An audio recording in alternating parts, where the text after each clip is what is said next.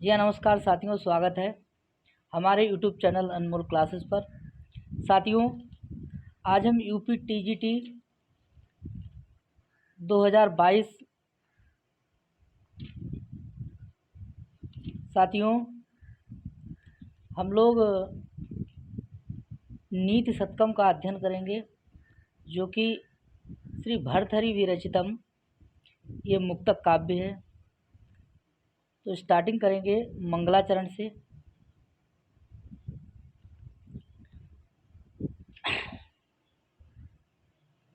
मंगलाचरण पढ़ेंगे। दिक्कालादि अन्वच्छिन्न अनंत चिन्मात्र मूर्तये स्वानुभूति एकमानाय नमः शांताय तेजसे। तेज से,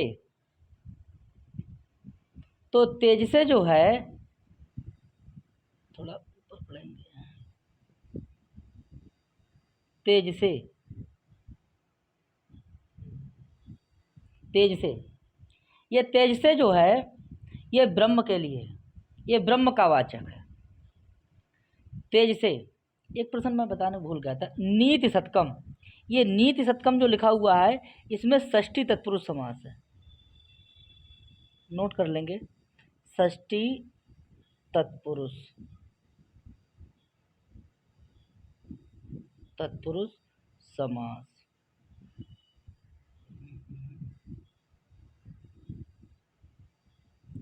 नीति शतकम में षष्ठी तत्पुरुष समास है। तो तेज से पद है, ये तेज से ये किसका वाचक है? ब्रह्म का। तो जो ब्रह्म है, भर्तृहरि जी कहते हैं, वो कहाँ है? दिक्, दिक् माने दिशाओं में। जो ब्रह्म है वो सभी दिशाओं में है। और कहाँ है ब्रह्म? काला, जो सभी कालों में है। जो भूतकाल, भविष्य काल, वर्तमान काल, जो सभी कालों में है। और कैसा? अनवत छिन्ना, अनवत छिन्ना। और कैसा है? अनंत है। और कैसा है? चिन्मात्र मूर्तये, चिन्मात्र मूर्तये, चिन्ह मात्र मूर्तये, यानी ज्ञानमय स्वरूप वाला जो ब्रह्म है, जो सभी दिशाओं में, कालों के द्वारा कैसा है? अपरिमेय है। अनवच्छिन्ना माने अपरिमेय है। अनंत माने जिसका कोई अंत ही नहीं है। ऐसा क्या है? तेज से है। और क्या है? चिन्मात्र मूर्तये, जो ज्ञानमय स्वरूप वाला है। ऐसे उस कौन? तेज से के लिए नमा माने नमस्कार है। भर्तृहरि जी कहते हैं कि जो सभी कालों में, सभी दिशाओं से अपरिमेय है, जिसे नापा नहीं जा सकता, ऐसा वो ब्रह्म जो अनंत है, जो ज्ञानमय स्वरूप वाला है, ऐसा क्या है? बोले तेज से है। उसको मेरा क्या है? नमस्कार है। नमा के योग में कौन सी व्यक्ति होती है? चतुर्थी। इसीलिए नमा के योग में कौन सी व्यक्ति होगी? चतुर्थी। तो ऐसे में, ऐसे ब्रह्म के लिए मेरा क्या है? नमस्कार है। और जो तेज से में चतुर्थी व्यक्ति लगी है, वो इस पूरे में चतुर्थी व्यक्ति लगी है। तो जो पूरा क्या हो गया? तेज से का विशेषण हो गया। ये पूरा क्या हो गया? तेज से का विशेषण हो गया। और तेज से कैसा है? बोले शांताय है, शांत स्वरूप वाला है। और तेज से कैसा है? स्वानुभूति, स्वाधन अनुभूति। यहाँ संधि कौन सी हो जाएगी? स्वा प्लस अनुभूति, ठीक है। सुअनुभूति नहीं होगी, स्वानुभूति होगी। तो स्वा का हो जाएगा आ, अनुभूति का आ जाएगा आ, दोनों को मिलाएंगे तो आकाश सवर्ण दीर्घा सूत्र से यहाँ पे दीर्घ संधि हो जाएगी, बन जाएगा स्वानुभूति। और आगे भूति, और जो लिखा है एक, तो यहाँ पे हो जाएगी आपकी यण संधि। कौन संधि हो जाएगी? यण। यण संधि का सूत्र होता है इको एणचि। क्या होता है? इको एणचि। तो यहाँ पे हो जाएगी यण संधि। तो स्वानुभूति एक मानाए, अर्थात एक, एकम आनाय, एकम आनाय। आनाय माने हो जाता है आकार, आनाय माने हो जाता है प्रमाणम। आनाय का अर्थ हो जाता है प्रमाण, या फिर हो जाता है इसका अर्थ आपका आकार। आकार रूप, ऐसे उस तेज से के लिए मेरा क्या है, नमस्कार है। जो स्वानुभूति, जो निजी अनुभव के द्वारा जानने योग्य, जो केवल निजी अनुभव के द्वारा, जो स्वान अनुभव के द्वारा जानने योग्य, ऐसे उस शांताए तेज से के लिए मेरा क्या है, नमस्कार है। मैं उम्मीद करता हूँ कि आपको समझ में आ गया होगा। ठीक है, तो ऐसे तेज से के लिए मेरा क्या है, नमस्कार है। अन्य भी साथियों लिखा हुआ है कि दिक् कालादि अनवच्छिन्न अनंत चिन्ह मात्र मूर्तये स्वानुभूति एक मानता है नमा शांताय तेज से। तो देखिए ये हो गया आपका शांताय तेज से नमा। बस इतना ही है कि तेज से नमा, ब्रह्म के लिए नमस्कार। अब ब्रह्म के लिए नमस्कार है तो इसमें भैया जब नमस्कार किया गया है तो मंगलाचरण हमारा हो जाएगा नमस्कारात्मक। मंगलाचरण कितने होते हैं, 3, वस्तु निर्देशात्मक, आशीर्वादात्मक और नमस्कारात्मक। तो ये कैसा है, नमस्कारात्मक। इसमें किसको नमस्कार किया गया है, ब्रह्म को नमस्कार किया गया है। मंगलाचरण कैसा है, नमस्कारात्मक है। क्लियर। आगे चलते हैं अब इनकी हम टिप्पणी पर।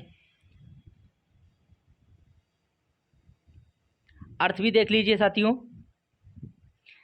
अनुवाद, दिशा काल आदि के द्वारा अपरिमेय, अनंत, ज्ञानमय स्वरूप वाले, केवल निजी अनुभव के द्वारा जानने योग्य ऐसे शांत ज्योतिष स्वरूप ब्रह्म को मेरा क्या है, नमस्कार है। क्या है, नमस्कार है। अब आगे चलिए साथियों।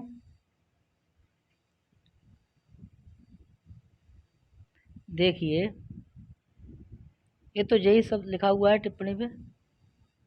लिखा है दिक् कालादि अनवच्छिन्न अनंत चिन्ह मात्र मूर्तये, यानी जिस परब्रह्म का स्वरूप दिशा काल आदि से अपरिमित है, जिसे नापा नहीं जा सकता।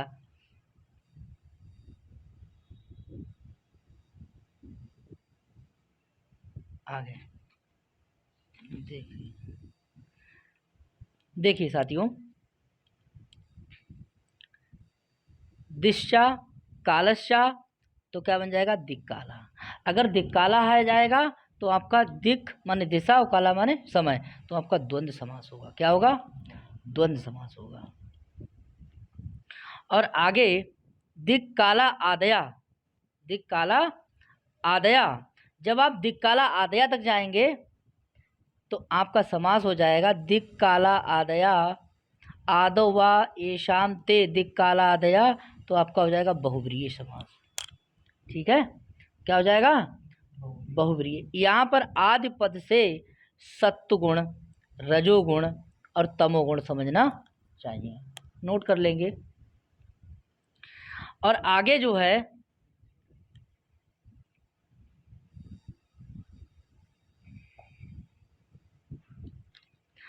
एक पद और देख लीजिए।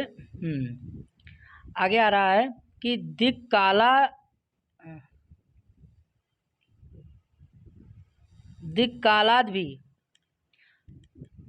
अनवच्छिन्ना, दिक् कालाद भी अनवच्छिन्ना। अगर यहाँ तक करेंगे तो देखिए दिक् कालाद भी, तो यहाँ पर आपका तृतीया लग रहा है। क्या है, तृतीया। तो इसी के साथ ये आपका हो जाएगा समास तृतीया तत्पुरुष। ठीक है, ना विद्यते अंतो यस्यात् सा, यानी हो जाएगा अनंता। अगर अनंता आता है तो आपका समास हो जाएगा नहे बहुव्रीहि समास। कौन सा हो जाएगा, नहे बहुव्रीहि समास। आगे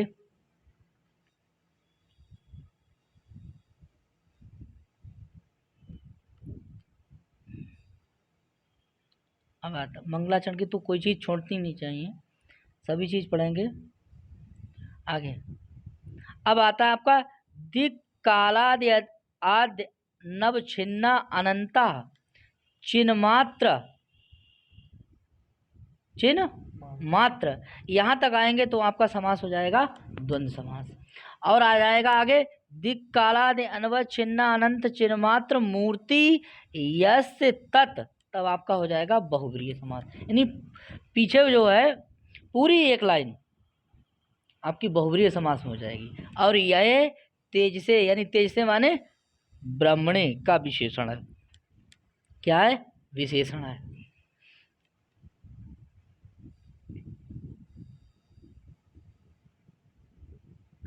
आगे यहाँ पर आगे देखते हैं, यहाँ अन्य प्रकार से भी समास कर सकते हैं। चिन्ह मात्रम मूर्ति यस्य तत्, चिन्ह मात्र मूर्ति, तब आपका हो जाएगा बहुब्रीहि समास। क्या हो जाएगा? बहुब्रीहि समास। थोड़ा आगे बढ़ते हैं।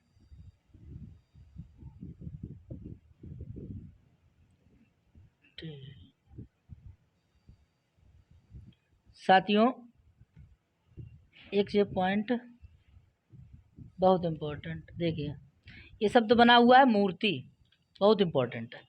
यहाँ पूछेगा, नमस्ते, यहाँ मूर्छ और एक कित्तिन प्रत्यय लगा हुआ है, इससे बना है आपका मूर्ति। इसके रूप बनेंगे यहाँ पर समास में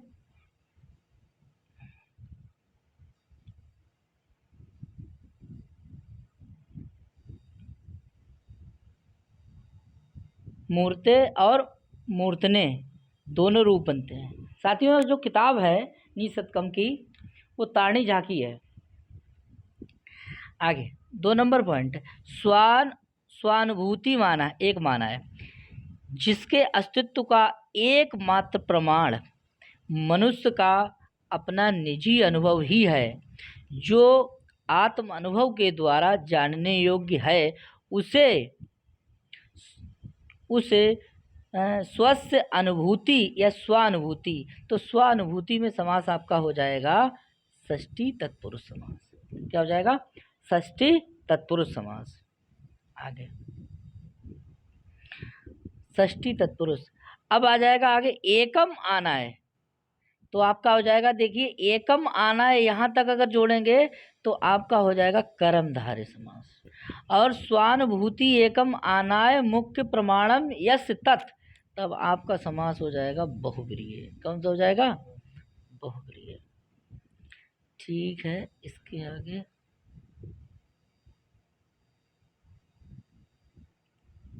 साथियों,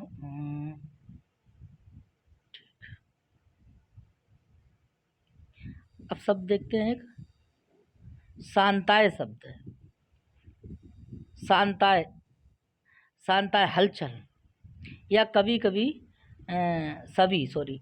सभी प्रकारों के विकारों से रहित।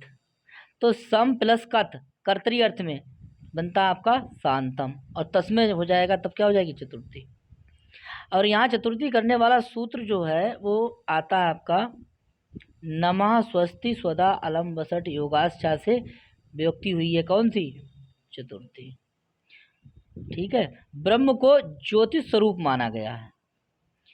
परम ज्योतिष रूपम संपद्यम इति छंदो उपनिषद में कहा गया ये बात। साथियों, ये स्वभाव का वर्णन बताया गया है, ब्रह्म के स्वभाव का वर्णन, इसीलिए इसमें आपका स्वभावोक्ति अलंकार है। ठीक है। और छंद की दृष्टि से अनुष्टुप छंद है। ठीक है।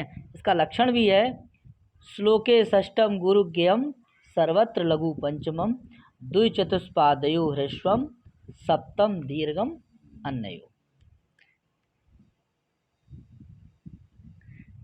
ब्रह्म को नमस्कार किया गया है, इसीलिए मंगलाचरण कैसा है? नमस्कारात्मक है। चलिए, मंगलाचरण के बाद अब हम लोग पढ़ते हैं मूर्ख पद्धति। सबसे पहले भर्तृहरि जी ने मूर्खों की चर्चा करी है। तो पद्धतियाँ कितनी है? 10, और मंगलाचरण को जोड़ देंगे तो हो जाएंगे हमारी 11। ठीक है। तो मूर्ख पद्धति की बात करते हैं। सबसे पहले पढ़ेंगे मूर्ख पद्धति। बोलो, बोधारो मत्सरग्रस्ता प्रभवा स्मय दूषिता आबोधो पश्चान्ने जीर्णमंगे सुभाषितम। वोद्धारो मत्सरग्रस्ता प्रभवा स्मय दूषिता आबोधो पश्चान्ने जीर्णमंगे सुभाषितम। साथियों, जो सुभाषितम है, भर्तृहरि जी कहते हैं सुभाषित माने जो सुंदर वचन है। सुभाषित माने जो सुंदर वचन है। बोले अंगे माने अंग में, जीर्णम माने जीर्ण हो गए हैं, गल गए हैं। भर्तृहरि जी कहते हैं कि जो सुंदर वचन है वो शरीर के अंग में ही, अंग माने अंग में ही, बोले जीर्णम माने बूढ़े होकर के क्या हो गए, गल गए हैं। ठीक है, क्योंकि वो भर्तृहरि अपनी बात जो है वो कहते हैं कि अगर हम बोधारों से, बोधार माने जो होता है ज्ञान है, यानी बुद्धिमान लोग, पंडित लोग, उनसे अगर अपनी बात करते हैं, ठीक है, कहते हैं तो वो कैसे हैं, जो विद्वान लोग हैं, जो बोधारा हैं, वो कैसे हैं, वो मत्सर ग्रस्त हैं, वो मत्सर से ग्रस्त हैं, मत्सर से ग्रस्त हैं, अर्थात वो ईर्ष्यालु हैं। अच्छा, यहाँ पे बोधारा मतलब आप प्रोफेसर को समझ लीजिए। जो प्रोफेसर हैं, जो विद्वान लोग हैं, जो पंडित लोग हैं, अगर उनसे हम अपनी बात करते हैं तो वो कैसे हैं, वो मत्सर ग्रस्त हैं, वो मत्सर ग्रस्त हैं, वो मत्सर से कैसे हैं, ग्रस्त हैं, अर्थात ईर्ष्या से ग्रस्त हैं, उन्हें ईर्ष्या है, इसीलिए वो सुंदर वचन नहीं सुनते हैं। और जो है दूसरे कौन है, दूसरे आए आपके कौन, प्रभवा। अब जानते होंगे आप कि प्रभु प्रभु प्रभवा, जैसे गुरु गुरु गुरुवा, तो गुरुवा माने बहुत से गुरु, गुरु ऐसे प्रभु ऐसे गुरु, तो एक जैसा रूप चलता है। तो जो प्रभवा माने होता है राजागण, और जो राजागण हैं उनसे अगर कोई बात करते हैं तो इसमें दूषता, वो गर्भ से दूषित है। राजा लोग कैसे हैं, वो गर्भ से, वो बात नहीं सुनने को तैयार है। तो भर्तृहरि जी कहते हैं कि राजा लोग गर्भ से कैसे हैं, दूषित हैं, ग्रसित हैं, अहंकार है।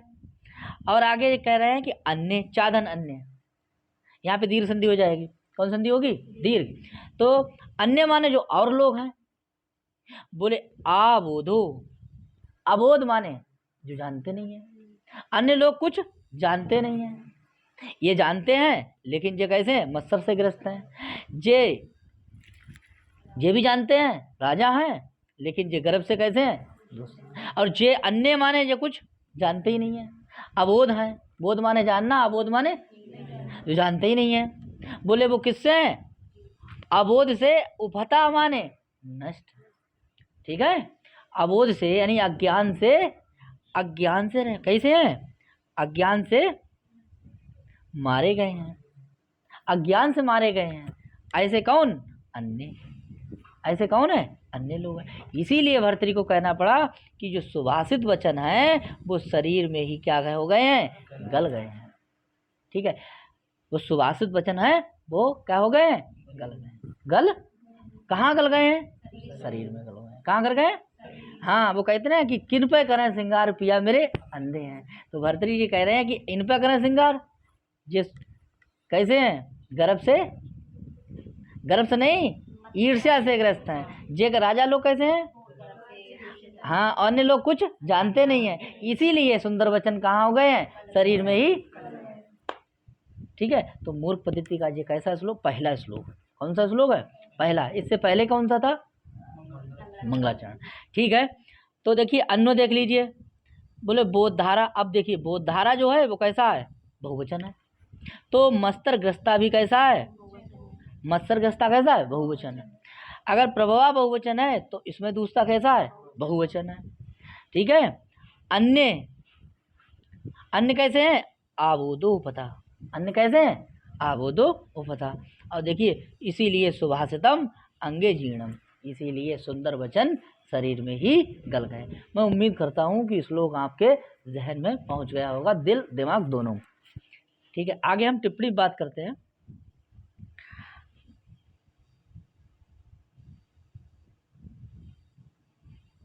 देख लीजिए, चलो हिंदी देख लीजिए, अनुवाद। पंडितगण द्वेष से ग्रस्त हैं। नृप वर्ग, नृप वर्ग मतलब राजा वर्ग, बोले गर्भ से चूर है, और दूसरे लोग अज्ञान से मारे हुए हैं। अतः बेचारा सुभाषित मेरे शरीर में के भीतर ही गल गया है, अभी तक बाहर नहीं निकला है। किससे कहा जाए तो भी कुछ कहता हूँ, तो भी कुछ कहता हूँ, अर्थात किससे कहें, कोई सुनने को तैयार नहीं है।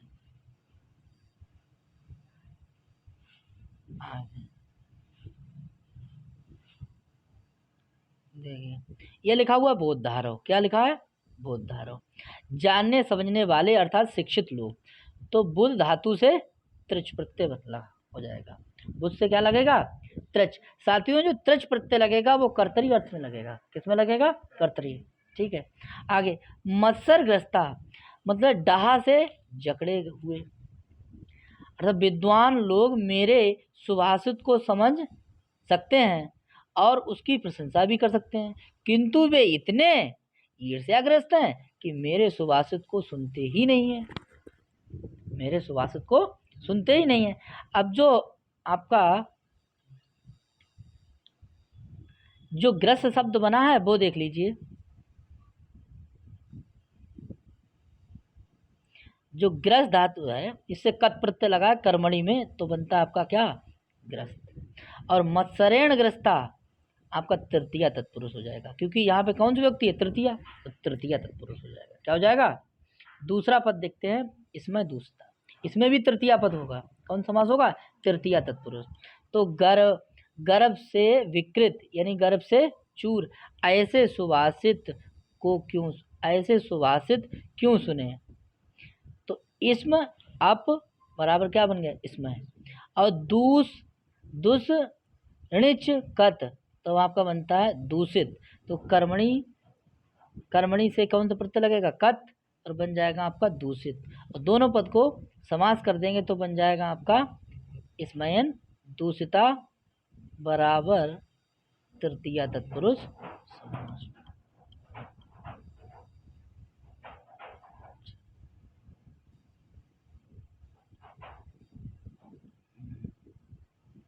आबोधो उपता अज्ञान से नष्ट, तो देखिए ये जो पद आपका है कि बुध घय, घय प्रत्यय पुल्लिंग का होता है, ठीक है, जहाँ घय प्रत्यय लगेगा वहाँ पुल्लिंग शब्द बने। भावे से यहाँ बन गया आपका बोधा, बोधा में कौन सा प्रत्यय है तो आप बताएंगे कौन सा, घय, ठीक है। ना बोधा अबोधा तो नए तत्पुरुष समास, कौन सा समास है, नए तत्पुरुष समास। उपहन कत बराबर बन जाता है उपहता, क्या बन जाता है, हाँ उपहता, ठीक है। और अबोधेन उपहता तो बराबर हो जाएगा अबोध उपहता बराबर तृतीया तत्पुरुष। भाव ये है कि बोधा और प्रभु के अतिरिक्त जो लोग हैं वे अज्ञान से मारे हुए हैं, अज्ञान से मारे हुए हैं, अतः उन्हें कह रहे हैं उन्हें सुभाषित सुनना तो भैंस के आगे बीज बजाना है। भाई भैंस जो है ना, जो भैंस है उसके आगे वो सुन लेगी, भैंस नहीं सुनती है ना, तो भैंस के आगे जो है, नमस्ते, भैंस के आगे वीण बजाना। आगे देखते हैं सुभाषित शब्द कैसे बना है। सुभाषित, सुभाषित होता है, इसका अर्थ है सुंदर वचन, सुंदर वचन। सुभाषकत, सुभाषकत बराबर क्या बन जाता है, सुभाषित। और साथियों जीर्णम का अर्थ होता है पुराना हो गया है, इसमें जीर्णम जो है प्रकृति प्रत्यय होगा जिरी धातु से कत प्रत्यय, कौन सा प्रत्यय हो जाएगा, कत प्रत्यय बनके बन जाएगा हमारा जीर्णम, इसका अर्थ होता है पुराना हो गया। अभिव्यक्त ना पाने से गल गया है और फिर भी मैं कुछ कहूँगा। इसमें कौन सा छंद है, इसमें आपका अनुष्टुप छंद है, और अनुष्टुप को ही श्लोक छंद